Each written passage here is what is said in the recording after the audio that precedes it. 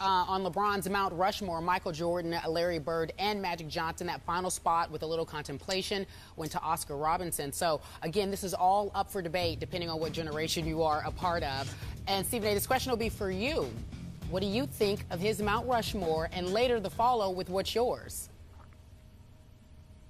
Well, first of all, I applaud him for bringing up the conversation, because to bring up the conversation not only reminds folks of the greatness he's exhibiting, but it's also putting the world on notice that he's still coming. He's not finished, because you understand when you make such a bold statement, you then have to go out there and validate it with your play, with your performance. So heaping those expectations on his shoulders just shows that he's willing to man up and say, I'm ready to embrace the challenge of being anointed as one of the greats to have ever played this game, top 5, top 4 of all time.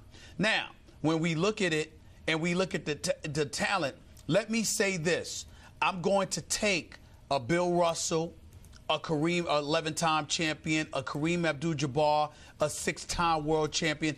I'm going to take those guys out of the equation, because we understand that in terms of numbers of championships, that's somewhat of a different category.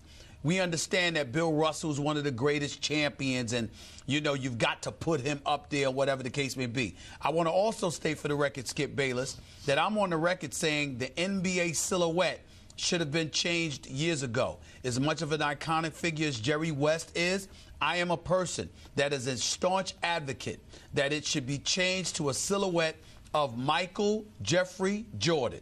He should be the NBA silhouette. It should be in his image. He deserves that.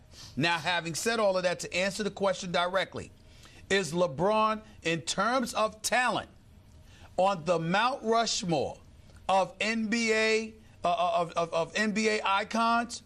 Absolutely, without question. I totally agree with him.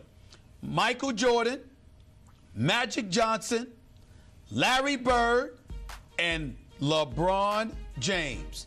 There is no question that when you look at his talent, his skill set, the physical freak of nature that he is, and what he is capable of doing on both ends of the floor, his talents are close to unparalleled in NBA annals. I don't know if we've ever seen the physical freak of nature that he is outside of Wilt Chamberlain. LeBron is a 2-time champion. Bird couldn't play defense like him. Magic didn't have his offensive prowess or his athleticism. And Jordan was the closest to a complete, I mean, he is Michael Jordan. He's the greatest I've ever seen. Congratulations, MJ, by the way, on the twins. Love that, bro. Congratulations. But my point is, Michael Jeffrey Jordan is the greatest player to have ever played this game. But as far as I'm concerned, any other conversation about anyone else, LeBron belongs in that category. Couldn't put Kobe in there because you already got MJ, and they're similar as opposed to being complete packages. LeBron deserves to be on the Mount Rushmore in terms of talent, not in terms of championships, of course, but in terms of talent. He's one of the top 4 players we have ever seen in NBA history. And on that level, he definitely deserves to be on Mount Rushmore. Yes, I agree with him. Now, time out. You lost me on your definition of Mount Rushmore. I don't think LeBron's definition, or the definition of what he was being asked about on NBA TV, was on pure talent. I'm pretty sure it was on performance, legacy, resume, production. And I think that after he thought about it for a while and juggled the balls in his head, Kareem, Bill Russell, Wilt, he landed on Oscar Robertson because Oscar's game so closely resembled LeBron's, and he wanted to honor a man that he honored as he was growing up, a guy who obviously, as you well know, averaged a triple-double for an entire NBA season. But I don't think he was putting Oscar up there on pure talent.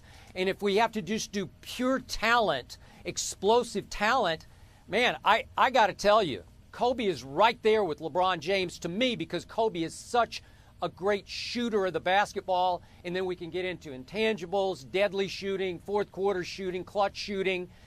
On pure talent, I would have to put Kobe right there with LeBron, but I don't think that's the issue here. I think we're just talking about who earned their place on the NBA's Mount Rushmore, and to me, the man who earned the fourth place after the easy three, as LeBron called them, would be Kareem Abdul-Jabbar. The man still leads all-time scoring by almost 1,500 points.